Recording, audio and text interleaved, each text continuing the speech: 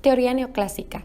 La escuela neoclásica está formada por los continuadores de los clásicos de la administración, Taylor y Fayol. Su centro en la dimensión formal, continuando con la búsqueda de eficiencia, a través de técnicas complementarias o suplementarias de las legadas por los precursores, dejando de lado aspectos informales como conducta y comportamiento. Precisamente en esta dimensión ocurrió que los hechos sucedidos transformaron a las organizaciones, obligando a los investigadores a estudiar formas de adaptación y modernización de las técnicas tradicionales de eficiencia y racionalización.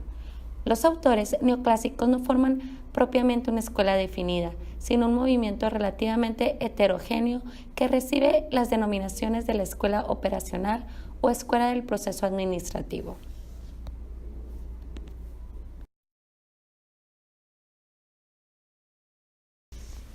Antecedentes de la teoría neoclásica. Surge en la década de los 50 durante la Gran Depresión Económica y la Segunda Guerra Mundial. Es una continuación de la teoría clásica. Se produce un movimiento de reacción y oposición a las teorías clásicas. Su enfoque se centró en lo formal, trató de encontrar la eficiencia y complementándola con las técnicas de sus precursores.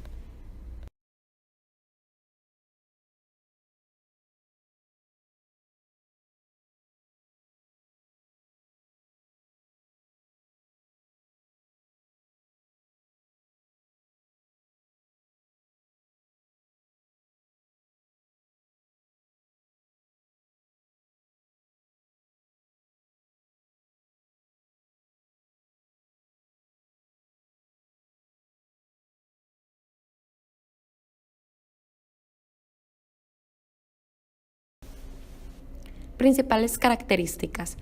Énfasis en la práctica administrativa. La teoría neoclásica se caracteriza por un fuerte énfasis en los aspectos prácticos de la administración, por el pragmatismo y por la búsqueda de resultados concretos y palpables.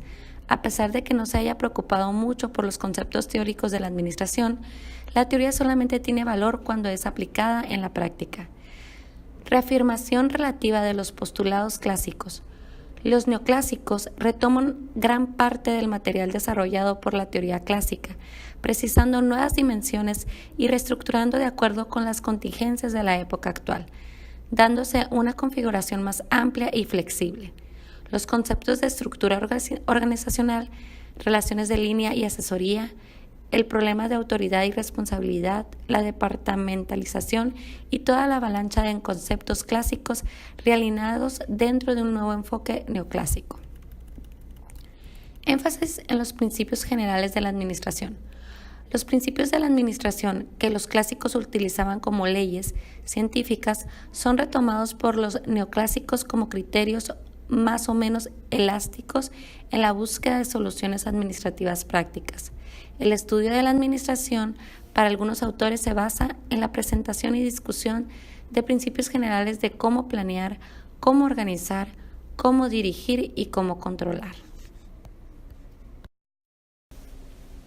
Principales características.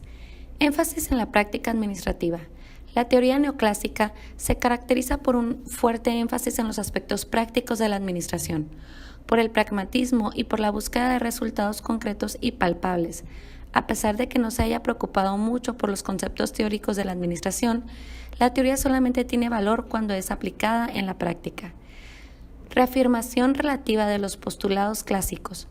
Los neoclásicos retoman gran parte del material desarrollado por la teoría clásica, precisando nuevas dimensiones y reestructurando de acuerdo con las contingencias de la época actual, dándose una configuración más amplia y flexible. Los conceptos de estructura organizacional, relaciones de línea y asesoría, el problema de autoridad y responsabilidad, la departamentalización y toda la avalancha de conceptos clásicos realineados dentro de un nuevo enfoque neoclásico. Énfasis en los principios generales de la administración. Los principios de la administración que los clásicos utilizaban como leyes científicas son retomados por los neoclásicos como criterios más o menos elásticos en la búsqueda de soluciones administrativas prácticas. El estudio de la administración Para algunos autores se basa en la presentación y discusión de principios generales de cómo planear, cómo organizar, cómo dirigir y cómo controlar.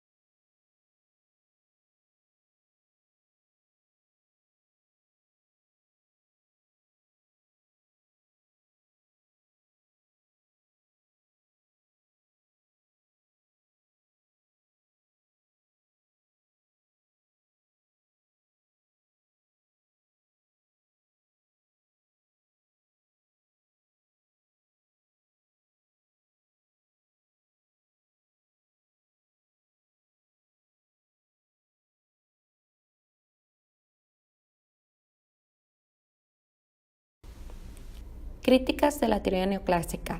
La crítica principal hacia la teoría neoclásica fue que simplemente se continuó con los mismos esquemas y principios. Simplemente se buscó adaptarlo al contexto actual en el que vivía la sociedad.